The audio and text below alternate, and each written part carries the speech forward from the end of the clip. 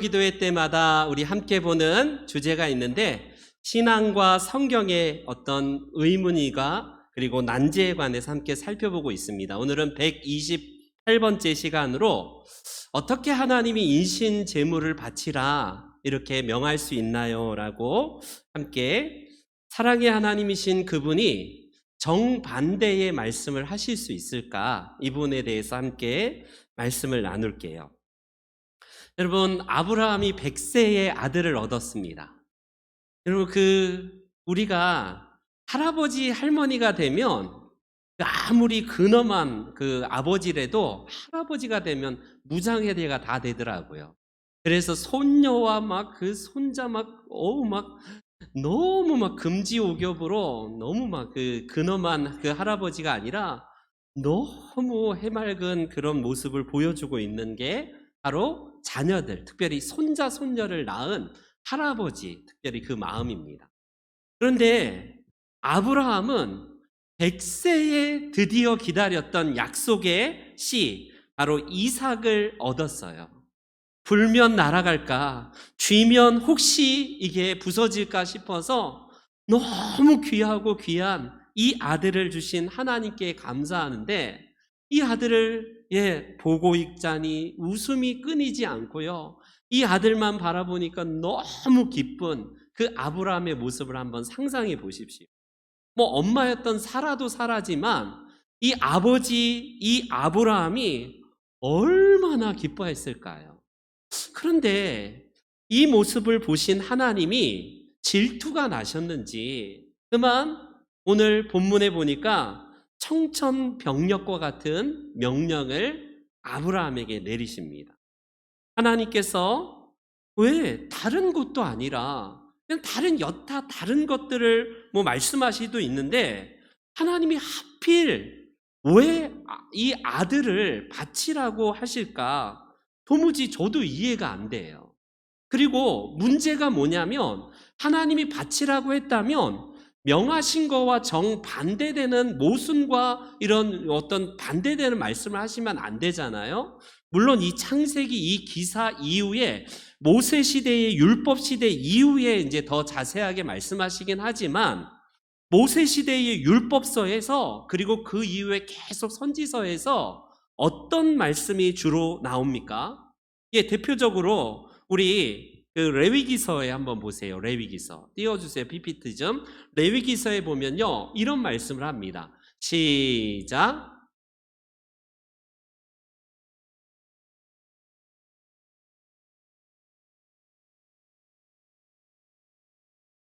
쉽게 말하면 인신제사, 자녀를 불에다가 집어넣는 그 몰렉신에게 하는 그 이방신에게 하는 제사처럼 자녀들을 인신제사를 절대로 드리지 말라. 하나님께서 레위기뿐만입니까? 신명기에서도 그렇고 계속해서 그 다음 신명기에도 이런 말씀이 있어요. 심지어 자기들의 자녀를 불살라 그들의 신들에게 드렸다라는 이런 이방인들의 이방 신상의 어마어마한 참담한 모습들을 보면서 하나님께서 모세 시대뿐만 아니라 선지서 시대에도 계속된 말씀이 뭐냐면, 내 자녀를 불 가운데에 집어 던지지 말라, 불 가운데에 사르지 말라. 쉽게 말하면 인신 제사를 절대로 드리면 안 된다. 그것은 하나님께서 가증히 여기신다, 내가 가증히 여기는 바이다 라고 하시면서 굉장히 많은 말씀으로 하나님은 인신제사를 드리지 않도록 해요. 우리나라도 여러분 지금이야 이제 많이 다 사라졌지만 이 나라도 인신제사가 있었잖아요. 우리가 잘 아는 심청전에, 물론 소설이긴 하지만 심청전에서도 처녀를 바치는 인신제사들, 저 제주도에도 남아있었던 불과 몇십 년 전, 100년 전만 해도 남아있었는지 몰라도 구렁이에다가 처녀를 갖다 바치는 제사, 아이를 드리는 제사, 이 문명의 저런 아즈텍 문명 같은데도 아이의 심장을 꺼내갖고 바치면 신이 이 나라에 복을 주고 그 가정에 복을 준다. 세계 여러 나라에서 도처에서 자행되었던 인신 제사가 20세기까지 있었지 않습니까? 물론 지금도 저 원시림에는 있는지 모르겠어요.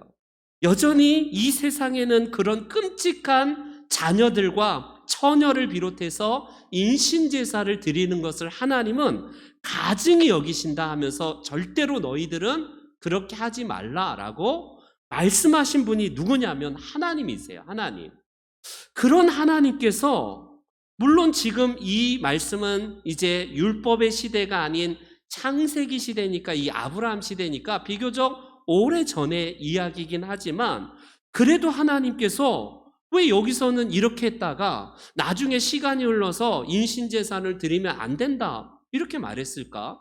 왜 하나님은 모순되게 자녀를 제물로 드리는 이 이방인의 끔찍한 제사를 절대로 금하신 하나님이시지 않습니까?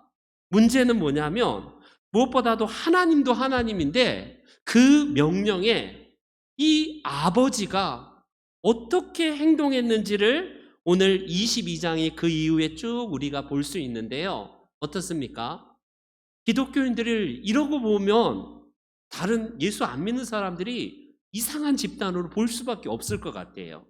내가 만약에 여러분들이 예수님을 안 믿고 성경을 안 믿는 사람의 입장에서 만약에 어느 날 그들의 신이 너희들의 자녀를 바치라 했더니 아멘 하면서 바쳤는데 그 사람이 믿음의 조상이고 하나님이 그것 때문에 그를 축복하시고 그를 굉장히 칭찬하셨다, 이런 얘기를 들으면 우리는 아멘 하면서 역시 대단해, 역시 아브라함이야, 역시 하나님은 역시 이 여호와 이레 하나님이셔, 이렇게 우리는 믿음으로 아멘 할 수 있지만, 예수님을 안 믿는 사람이거나 이제 예수님을 좀 믿겠다라고 들어오는 초심자들에게는 뭐 이런 끔찍한 일에 아멘을 하면서 성경이 이런 일들이 있단 말이야 라고 하면서 뒤집어질 만한 내용 아니겠습니까? 아브라함이 조금 전까지만 해도 이 아들이 막 너무너무 예쁘고 너무너무 없어서 못 살 정도로 그렇게 기뻐했던 이 이삭인데, 하나님께서 그에게 바치라고 했더니 고민도 안 하고요, 그 다음날 새벽 일찍이 자기의 아들과 종들과 더불어서 이 아들을 바치기 위해서 모리아산으로 가는 그런 행동으로 결단하여서 바치는 내용이 나옵니다. 실제로 죽이려는 흉내내는 정도가 아니라 실제로 죽이려고 했어요. 그런 정도로 과감한 이런 것들을 우리가 볼 때에 굉장히 좀 당혹스럽습니다. 인간의 이성적인 것과 우리의 이 현 시대의 눈으로 보자면 성경의 이런 말씀이 굉장히 생경하고 어찌 보면 도무지 우리 이성으로 받아들일 수 없는 그런 말씀인 것은 틀림없어 보여요. 여러분들은 어떻습니까? 예수님을 믿을 때에 아무리 우리가 믿음이 있다 할지라도 지금 만약에 하나님께서 자녀를 바치라 라고 한다면 저는 못할 것 같아요.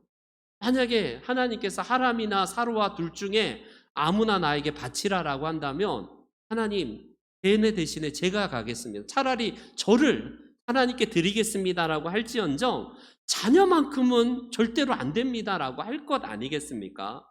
그런데 오늘 본문의 이 기사가 우리를 정말 당혹스럽게 하는 것은 이 명하신 주체가 하나님이시고 그 말씀을 그대로 그냥 우직하게 순종하면서 그 말씀 따라서 이삭을 바쳤던 사람이 믿음의 조상이었던 우리의 신앙 선배라는 사실입니다. 여러분, 그러기 위해서 아무리 하나님께서 질투가 많다고 하더라도 어찌 그 모습이 그렇게 보기가 싫었을까? 100세 정도 됐을 정도면 그럼 너무 애가 예쁘지 않을 거예요? 그럼 이혁수 목사님 늘 오니 막 이렇게 얼굴을 한번 보세요. 너무나 막 오니 하면 막 그냥 뭐 안 먹어도, 물론 안 먹진 않아요 우리 목사님이. 예, 오니만 보면 너무너무 막 기쁘고 그런 모습을 하나님이 질투하시면서 이혁수 목사 저 안 되겠는데, 이렇게 하나님이 질투하셔갖고 마치 질투하시는 하나님이 이 아들을 바치라고 하는 것 같은 느낌을 받을 수도 있을 것 같아요. 오늘 본문에서 우리는요, 질투라는 성경의 말씀을 몇 가지를 함께 살펴보겠습니다. 제가 찾아봤더니 구약 성경에만 6번 하나님께서 이런 말씀으로 당신을 스스로 소개하시는데 한번 보여주세요. 우리 한번 보여주세요. 한번 대표적인 말씀인데 출애굽기 20장 우리 10계명에서 나오는 말씀 중에 하나인데요. 같이 읽습니다. 시작.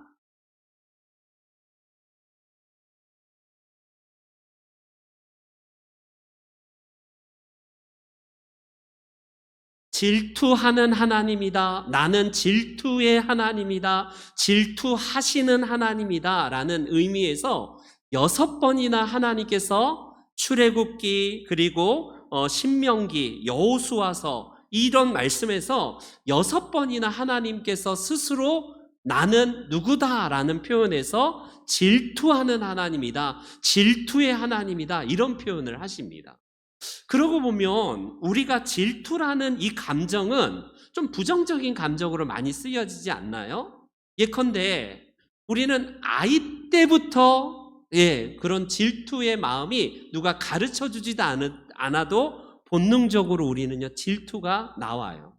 그런 뭐 영상이 있잖아요. 유튜브 같은 데 보면 뭐 아이들이 서로 이렇게 저 한번 보세요. 뭐 제가 그냥 사진 하나 갖고 오긴 했는데 저 두 꼬마가 저렇게 둘이 뽀뽀하고 있는 옆에 있는 여자아이가 질투하면서 쳐다보는 저 모습. 그냥 대표적인 거긴 하지만 저 아이보다 더 어린 갓난아이고도 엄마 아빠가 서로 뽀뽀하고 이렇게 있으니까 애도 질투하면서 막 우는 그런 영상도 유튜브 같은 데 있더라고요.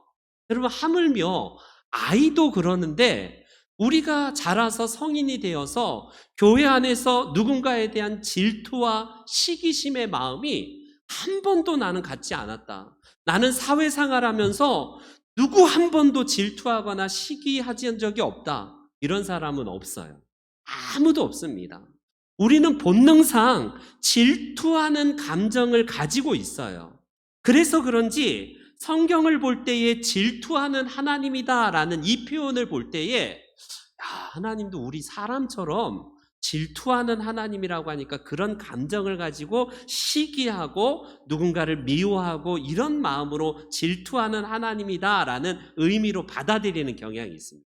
여러분 우리가 잘 아는 그리스 신화에 보면 신들끼리 서로 막 질투해서 막 다른 여자를 취하고 막 서로 질투하고 그래서 막 서로 살해를 일으키고 이런 이야기가 그리스 신화는 아예 그런 내용이에요. 서로 그냥 남녀 신끼리 막 질투하다가 또 막 이런 내용들로 쭉 기록되어 있는 게 이게 그리스 신화의 특징 아닙니까? 그렇다면 똑같이 하나님도 그런 그리스 신화에 나오는 잡신들처럼 똑같이 하나님도 질투의 감정을 느낀단 말인가? 이런 의미에서 질투라는 이 단어를요 다시 정립을 하셔야 돼요. 여러분 여기서 말하는 질투는 자신에게 하나밖에 없는 어떤 그런 것들을 빼앗기거나 누군가 나보다 더 잘 되는 모습을 보면서 시기심을 갖는 그 질투를 의미할까요?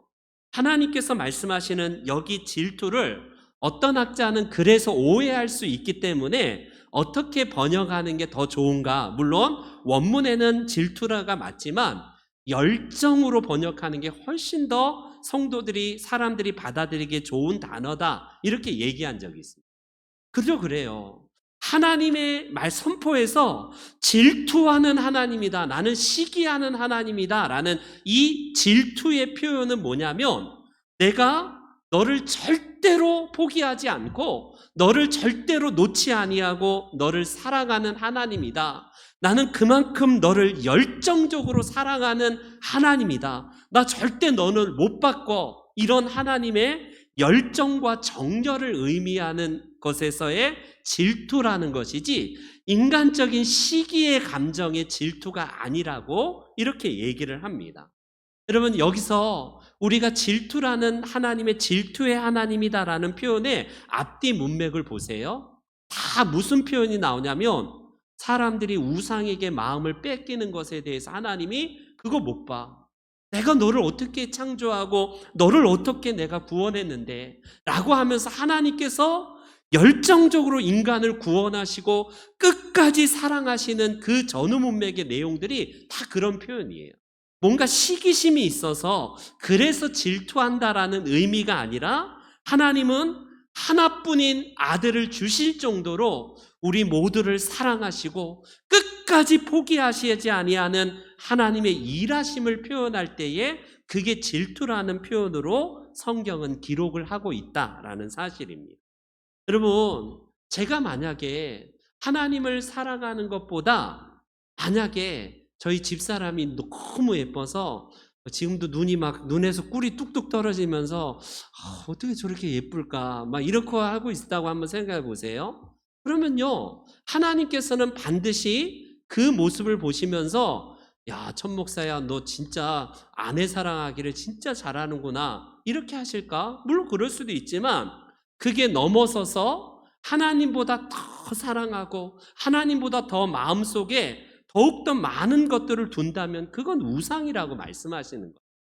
그렇기 때문에 오늘 본문에서 다시 본문의 주제로 돌아가서 하나님이 쉽게 말하면 질투하셔서 이 이삭을 바치라고 하시는 진짜 시시하신 우리 하나님이신가?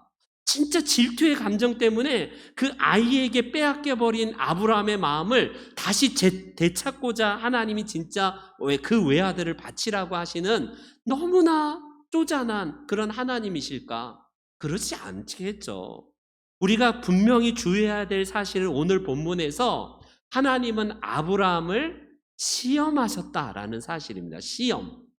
우리가 아까 질투라는 이 단어도 현재 통용되고 있는 단어가 부정적인 어감으로 다가오는 것과 똑같이 시험하신다 하니까 좀 기분이 나쁠 수 있어요. 그리고 더군다나 우리는 학창시절의 시험에 대한 중압감 때문에 저는 아직까지도 꿈을 꿀 때에 막 그 기말고사 아직까지 막 그런 막 시험에 막 큰일 났다 공부 못했는데 해서 막 잠 깬 적이 가끔씩 지금도 그래요. 얼마나 그게 많이 눌렸는지 공부 못했다는 것 때문에 시험 공부를 다 못하고 잤다는 것 때문에 깜짝 놀라서 일어날 때가 있는데 여러분 그거예요. 시험이라는 이 단어도 뭔가 부정적인 단어라 굉장히 우리에게 중압감을 주는 단어처럼 보이지만 이 시험은 영어로 템테스트가 아닙니다. 템테스트. 뭔가 우리를 유혹한다라는 그런 시험이 아니라 테스트예요. 테스트. 여러분 사탄은 시험을 하지만 하나님은 우리를 시험하세요. 똑같은 시험이라는 단어를 쓰는데 영어의 단어가 우리 한글에는 똑같이 시험한다라는 단어를 쓰지만 사탄은 템테스트입니다. 사탄은 유혹을 하는 넘어뜨리고 잡아뜨리게 하는 넘어뜨리게 하려는 것이 사탄의 시험이라면 하나님의 시험은 그 시험을 통해서 더 우리를 정금과 같이 나오게 하시고 하나님의 백성으로 더 단련케 하시는 쉽게 말하면 업그레이드 되게 하시는 하나님의 테스트를 시험이라고 합니다. 하나님은 절대로 우리를 템테스트를 하지 않아요. 우리를 유혹하지는 않습니다. 너 권력 한번 넘어봐라. 그래, 내가 잘됐다. 내가 그럴 줄 알았어. 우리 하나님은 그러신 분이 아니라는 거예요. 아브라함에게 분명히 오늘 본문에서 이 이삭을 바치라고 했을 때에 하나님은요 시험하신다라는 거예요. 시험. 몇몇 실험 같은 게 있는데 굉장히 재밌는 실험이 있습니다. 한 대여섯 살 되는 아이에게 처음으로 부모가 아이를 심부름시키는 그런 관찰 실험이 있어요. 이 애에게 요 앞에 슈퍼에 가서 마트에 가서 뭐 예를 들어서 1,000원짜리 콩나물을 사오든지 아니면 뭐 심부름을 엄마가 시켜요. 꼭 기억하고 다른 데 한눈 팔지 말고 꼭 너가 이번에는 심부름 처음 하더라도 절대로 두려워하지 말고 잘 다녀와. 알았지? 알았지 하면서 꼭 마트에 들러서 꼭 이렇게 하고 하면서 심부름을 보내요. 그런데 아이 혼자 덜렁 보내놓고 엄마는 뭐 들어 누워서 뭐 수박이나 먹고 있고 그러지 않더라고요. 항상 아이가 잘 가고 있는지 혹시 다른 데로 새는 건 아닌지 저 애가 어떻게 될까 노심초사하면서 뒤에서 지켜보면서 따라가는 그런 실험들이 있습니다. 물론 어떤 중간에 막 방해꾼이 와서 아저씨가 야 아이스크림 사줄게 가자 해갖고 넘어간 아이들도 있긴 하지만 많은 아이들이 대견스럽게 아니에요 엄마 심부름 가야 돼요 라고 하면서 그 길로 가서 정확하게 1,000원짜리 예를 들어서 뭐 콩나물 주세요 뭐 두부 주세요 라고 하면서 사오는 그런 실험이 있습니다. 여기서 여러분 우리가 실험할 때 부모가 내팽겨치는 게 아니라 그 아이의 뒤를 밟으면서 혹시 잘하고 있는가? 혹시 위험 요소는 없는가? 지켜보면서 그 아이가 잘 수행해내는 모습을 보는 이 부모의 모습을 보십시오. 그 부모를 보면서 어떻게 저렇게 악한 부모가 있을까? 저렇게 자녀를 학대하는 부모가 있을까? 그런 사람이 있겠습니까? 그런 그가 이제요, 딱 잘해왔고 엄마한테 딱 와서 엄마 나 심부름 했어 하면요, 애가 얼마나 자부심이 있고 자신감이 생기는지. 그 다음부터요, 애가 조금 더 멀리 놀러 가는 것도 이제 허락해지고 애는 조금 더 성숙해지면서 점점 더 애가 이제 커가는 그런 모습을 볼 수 있습니다. 이때에 바로 부모가 테스트하는 시험이에요. 실험입니다. 그것에 집중해야 되지 우리가 왜 아브라함을 바치라고 하는가, 물론 그것도 문제가 되지만 이 이유에 대해서 부모는요 그 시험을 통해서 결국 애가 더 성숙해지고 더 많이 자부심을 가지고 자신감이 있는 모습, 그 나중에 더욱더 부모로부터 보상이 있고 더 멀리 갈 수 있는 그런 것들도 아이들에게 훈련시켜 주시는 그런 그 큰 그림이 부모에게 있다는 사실입니다. 늘 아이가 걱정돼서 그냥 온실의 화초처럼 그냥 집안에만 있게 하는 게 아니라 그래서 아이를 더욱더 큰 이 사회로 보내는 일에 조금씩 훈련시키는 과정이라고 할 수 있어요. 마찬가지입니다. 여러분, 우리가 이 본문을 보면서 분명히 당혹스러워요. 하나님께서 왜 인신 제사를 바치라고 했을까? 그것도 자기 자녀를, 이런 의문이 붙지만 분명한 것은 믿음에는 단순하게 여기서 아브라함이 2단계에서 통과한 다음에 믿음으로 의롭다함을 얻은 것이 아니라 이미 15장 말씀에 아브라함이 하늘의 별과 그 바다의 모래알 같은 많은 씨앗이 있을 것이다라는 약속의 말씀을 믿었어요. 그 말씀을 믿었더니 하나님께서 그에게 의롭다라고 칭의를 내려주십니다. 이미 아브라함은요, 이 이삭을 바치는 이 시험에 통과해서 그가 의롭게 된 게 절대로 아닙니다. 이미 그는요 하나님의 말씀을 믿었을 때에 그것을 의라고 여기시고 나서 그 다음에 아브라함을 그래 너 잘했어 하고 그냥 넌 이제는 천국의 시민이 됐어 하고 끝. 그게 아니라 계속된 업그레이드 신앙, 바로 하나님을 온전하게 믿는 사람으로 점점 더 그를 성숙시켜 주시고 성화시켜 주시는 모습을 봅니다. 그래서 여러분 똑같아요. 우리 하나님의 사람들이 과거의 칭의, 예수님을 만났을 때에 내가 의롭게 되었다, 그 기억으로만 사는 게 아니라 현재 내가 하나님 앞에서 행위로 의롭다 하심을 얻어가는 이 성화의 과정을 밟고 있는 거예요. 아브라함이 그런 의미에서 우리의 모델입니다. 아브라함은 행함으로 의롭다함을 얻은 것이 아니라 분명히 믿음으로 의롭다함을 얻었지만 그의 순종과 그의 육신의 어떤 행위를 통해서 하나님께서 그의 믿음을 인정하시고 그의 믿음의 결과인 열매가 아름답게 맺혀가도록 하나님께서 그렇게 테스트하신다라는 사실입니다. 여러분, 올바른 믿음에는 반드시 행위가 뒤따르지 옛날에 나는 믿었어 하고 끝나는 게 아니라 현재 믿음에 대한 그 순종을 내가 지금 밟고 있는가를 이 본문을 통해서 우리는 계속해서 물어보셔야 돼요. 사도 야고보는요, 야고보서에 이런 말씀을 하십니다. 야고보서 우리 말씀 한번 띄워주세요. 2장에 이런 말씀합니다. 같이요, 시작.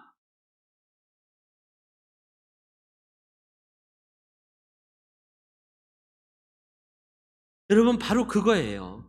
믿음으로 의롭게 된 이 아브라함이 결국 이 이삭을 바칠 때에 결국 그것 행함으로 그 순종으로 말미암아 의롭다 하심을 받은 것이다, 인정받았다라는 이 결과론적인 의미의 말씀을 주십니다. 그래서 아브라함이 이삭을 바칠 때에 분명히 이삭을 죽이려고 하는 게 아니라 진짜 죽이려고 한 거예요. 죽일 신용이 아니라 진짜 그를 하나님 앞에 드릴 수 있도록 그는요 마음의 다짐을 가진 것 같아요. 분명히 창세기 22장에 보니까 하인들에게 그 모리아산 밑에서 너희들은 여기 있어, 우리는 올라가서 하나님께 제사를 드린 다음에 너희들에게 같이 우리가 내려올 거야 라고 하면서 분명히 나 혼자 내려올 거야가 아니라 내 아들 이삭과 나는 내려올 것이다 라는 그런 말씀을 합니다. 이게 그냥 뭐 이 종들에게 둘러대는 말일까? 물론 그럴 수도 있지만 아브라함은 분명히 여기서 우리가 같이 다시 내려올 거다, 너희에게로 올 거다라고 분명히 말을 하고 있다라고 할 수 있어요. 아브라함은 어떤 의미에서든 그는요 하나님 앞에 이 아들을 바치려고 신용이 아니라 진짜 하나님 앞에 드리도록 그의 마음을 완전히 하나님께 드리는 테스트, 이 시험에 통과한 건 사실이에요. 그러나 그의 믿음은 어땠냐면 히브리서에 의하면요 그는요 죽은 이 아들이 진짜로 다시 살 것을 이제 그가 믿었다라고 히브리서 말씀에 나옵니다. 우리 히브리서 11장 말씀에 이런 말씀이 있어요. 같이 한번 읽어보겠습니다. 시작.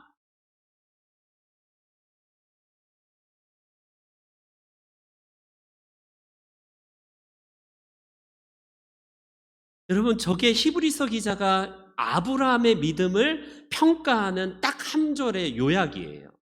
이삭을 죽이려고 신용한 게 아니라 진짜 죽이려고 했고, 비록 번제로 바쳤을지라도 하나님이 그를 다시 부활시키든지 어떤 방법인지는 모르지만 내 이성으로는 도무지 불가능한 영역을 하나님께서는 하실 것이다라는 그 믿음이 있었다라는 사실입니다. 그래서 그는 믿음은 바라는 것들의 실상이라고 하고 보이지 않는 것들의 증거라고 하는데, 비록 내가 이 아들을 하나님의 말씀에 순종하여서 바치지만 하나님께서 어떠한 방식이든 이 아이를 다시 살리실 것을 믿었다라는 거예요. 믿었다. 그래서 그는 아직 약속을 눈앞에서 실현된 것을 보지는 않는 상태지만 이미 하나님께서 살리실 것을 미리 믿었기 때문에 그를 의로운 믿음의 사람이다 라고 할 수 있습니다. 본문을 보면 우리는 오랜 신앙생활을 했기 때문에 그렇게 놀랍지 않을 거예요. 그러나 예수님을 믿으려고 작정한 사람들이 특별히 이런 본문을 볼 때에 다소 당황스럽습니다.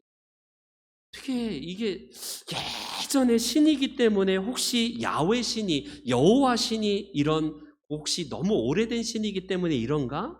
혹시 하나님이 다른 신들과 별로 차이가 없는 신인가? 이런 본문을 읽을 때마다 그런 의심과 의혹을 가질 수밖에 없어요. 특별히 그런데 우리는 이 본문을 통해서 단순하게 아브라함의 믿음으로 그가 이삭을 바쳤던 이 기사, 그것으로만 우리가 이해할 게 아니라 성경에서 결론은 뭐냐면요, 이 본문을 보면서 우리는 모형론이라고 하거든요. 신학적으로 모형론. 구약에 나타난 예수 그리스도를 예표하는 대표적인 말씀이 오늘 본문의 내용이에요.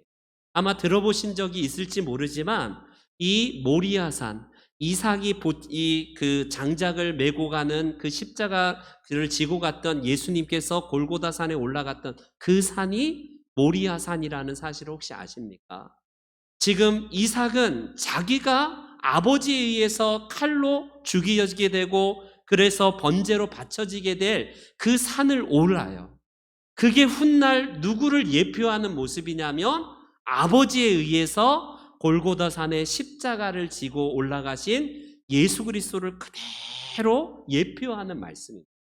이삭이 아버지에 의해서 결국 신뢰하면서 아버지가 죽이려고 했을 때에 그가 어떤 마음을 가졌는지는 성경은 자세히 기록하지 않지만 능히 그가 항거하면서 아버지를 떨쳐내고 도망갈 수 있었지만 끝까지 그는 아버지를 신뢰하면서 죽는 자리에까지 묶이면서도 그는 그렇게 묶이면서 죽어가는 그 장소에 매여 있어요. 하나님의 아들이신 예수 그리스도가 이제 골고다산에 올라가셔서 우리를 위한 희생 제물이 되었던 그 사건을 그대로 예표한 사건이 오늘 본문의 내용입니다. 아브라함은 이삭을 죽이려고 했을 때 하나님께서 아브라함아 하면서 급하게 2번 부르면서 제지하셨지만, 여러분, 하나님의 아들이신 예수님은 그 죽이려고 할 때, 십자가에 죽임당하려고 할 때 하나님께서 그를 살려두셨습니까? 하나님은 외면하셨어요. 외면하셨습니다. 그래서 아브라함이 이 사건을 통해서 아들을 죽이려고 하는 이 사건은 곧 하늘 아버지 되신 우리 하나님께서 아들 되시는 예수 그리스도를 십자가의 희생 제물로 드리는 그것을 고스란히 예표하는 말씀이다라는 사실입니다. 그럼에도 불구하고 왜 하나님이 인신 제사라는 끔찍한 이 모습을 명하셨을까?